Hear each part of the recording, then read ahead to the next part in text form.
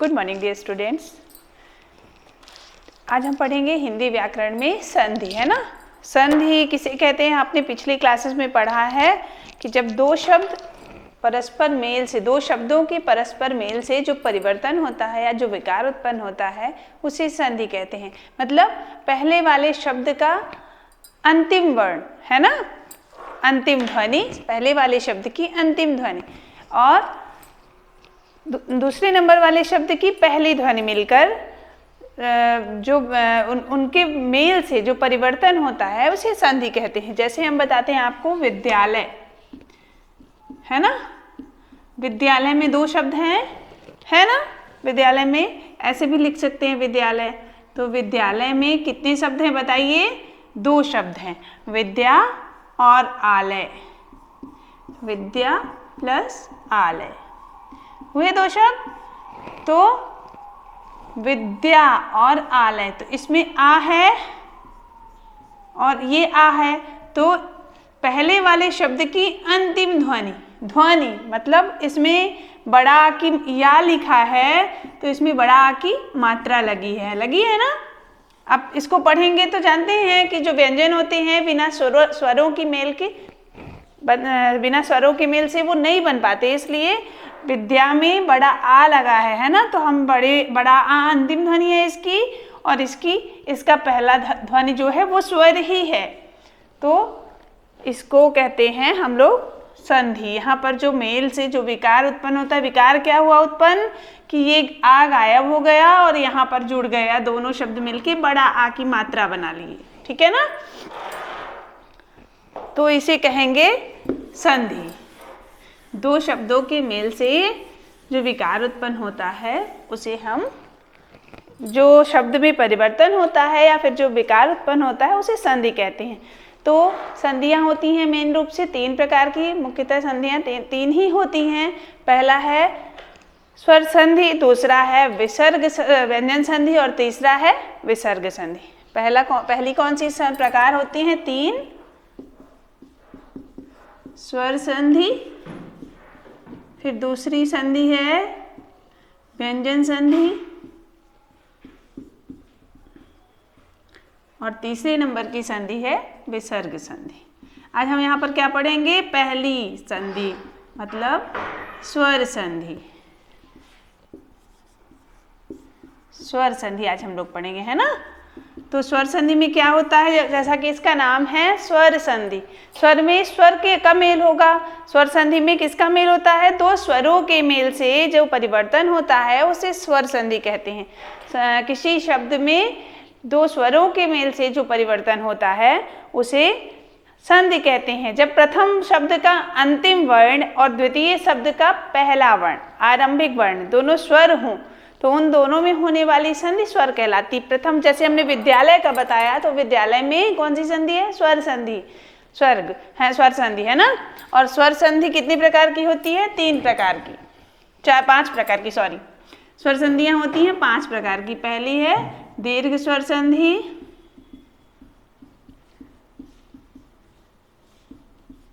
दूसरी गुण स्वर संधि, तीसरी कौन सी स्वर संधि है, वृद्धि,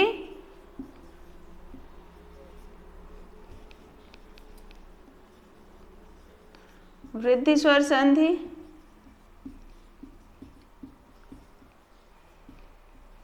चौथी संधि है यण स्वर संधि और पांचवी अयाद।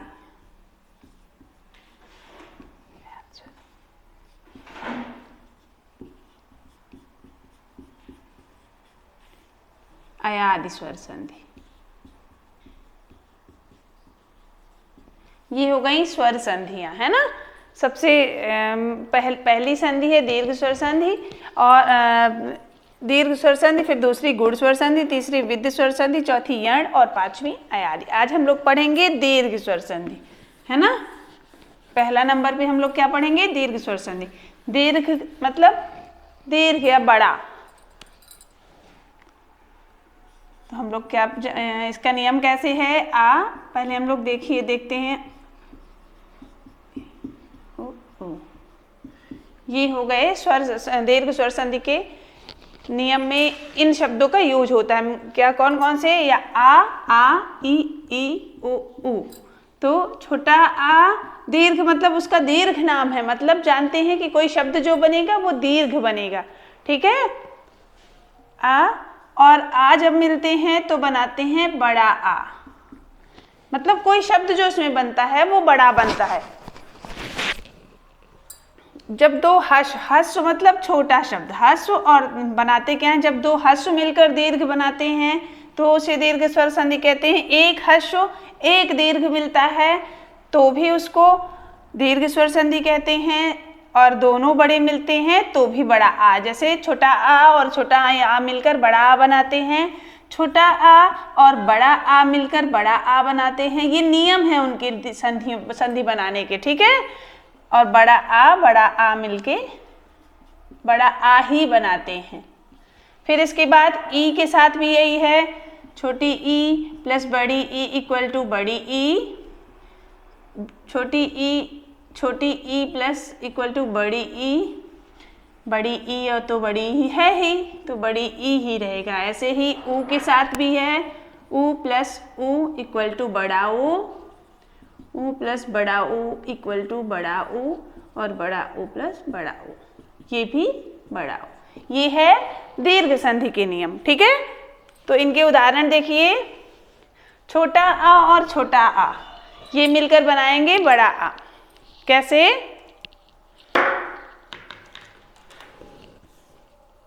एक एग्जाम्पल देख लीजिए, मतानुसार, इसका एग्जाम्पल है ये, है ना। मतानुसार इसका अर्थ होता है मत के अनुसार, या फिर मत। इसका हम लोग विच्छेद कैसे करेंगे? हमको पता, मतलब दूसरा शब्द मिल रहा है, हमको पता चल रहा है कि दो शब्द हैं, एक मत है और एक अनुसार, ठीक है ना। तो संधि कहाँ पर हुई है? यहाँ पर, ओके। तो मत प्लस क्या हो जाएगा? दो शब्द, अनुसार तो कोई शब्द नहीं होता, तो दूसरा शब्द हो जाएगा अनुसार।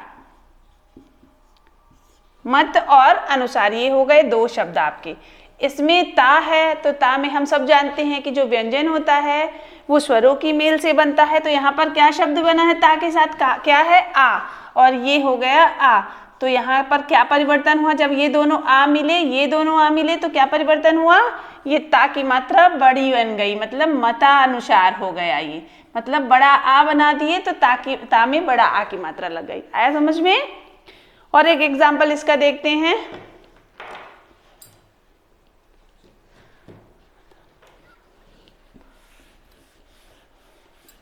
इसका एक और एग्जाम्पल हम लोग देख लेते हैं, स्वादानुसार। ऐसा ही इसमें भी है, स्वाद और अनुसार। यहाँ पर स्वाद, दो शब्द कहाँ से बन रहे हैं? एक स्वाद शब्द हो गया, एक शब्द हो गया अनुसार। तो स्वाद प्लस अनुसार संधि हुई है यहाँ पर, अनुसार, ओके। यहाँ से निकला आ, दा में व्यंजन अभी हमने बताया कि दा व्यंजन है और व्यंजन बिना स्वरों की मदद से नहीं बनते हैं। आ और आ मिलकर यहाँ पर क्या हो गया? बड़ा आ की मात्रा दा में लग गई, ओके। ये हो गया इसका, छोटा आ और छोटा आ मिलकर बनाए बड़ा आ। दूसरा एग्जाम्पल हम लोग देखेंगे, बड़ा आ और छोटा आ की, भोजनालय। दूसरा एग्जाम्पल हम लोग देख रहे हैं, भोजनालय। भोजनालय में संधि कहाँ हुई है बताइए? भोजन और आलय, मतलब भोजन बनाने का जो घर है, या जहाँ पर हम लोग भोजन करते हैं, भोजनालय, ओके। भोजनालय, तो भोजन और आलय ये दो शब्द हो गए, भोजन प्लस आलय। भोजन, यहाँ पर आ निकला, हमको पता चल गया कि संधि यहाँ हो रही है, क्योंकि यहाँ से दो शब्द जुड़े हुए हैं। दो शब्दों के मेल से जो विकार उत्पन्न होता है उसे संधि कहते हैं। तो दो शब्द कहाँ पर मिल रहे हैं? भोजन और आलय।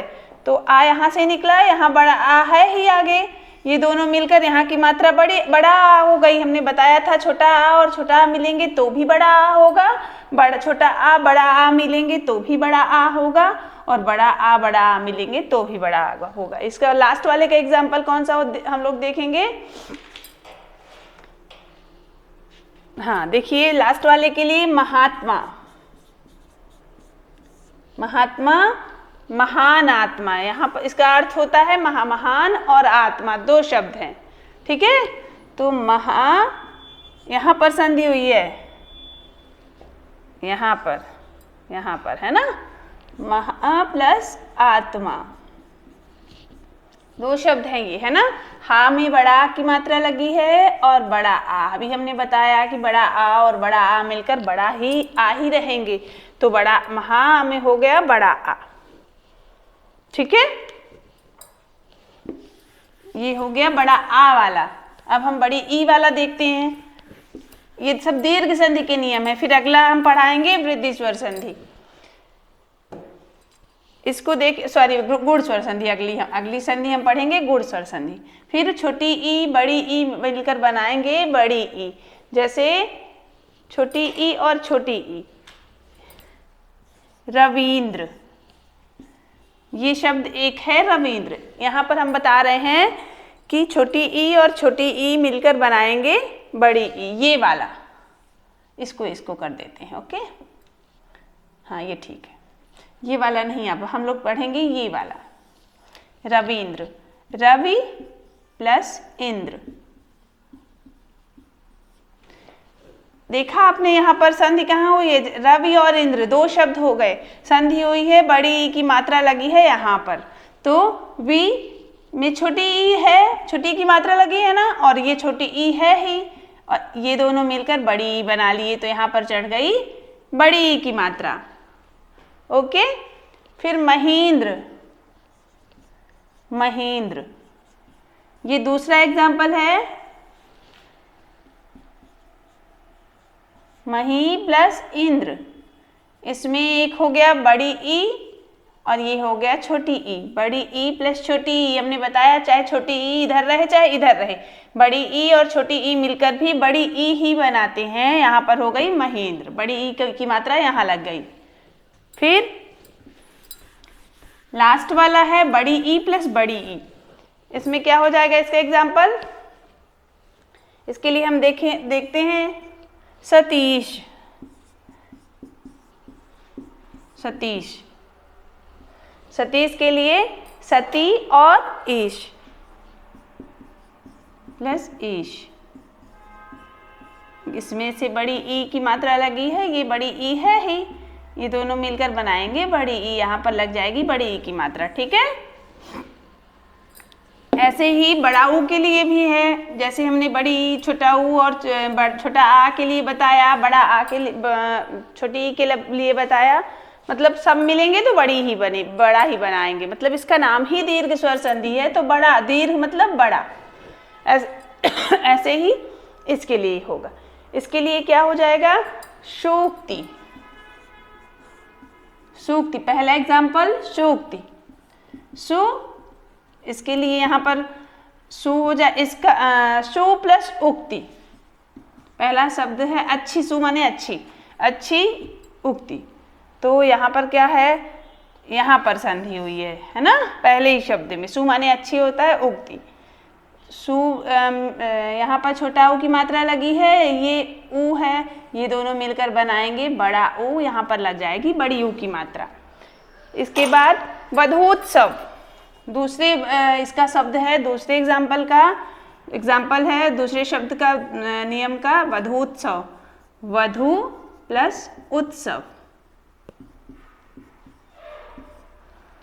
वधु, बड़ा ऊ की मात्रा यहाँ लगी है, छोटा ऊ की मात्रा इधर लगी है, दोनों ने मिलकर बनाया बड़ा ऊ, यहाँ पर लग गई बड़ा ऊ की मात्रा।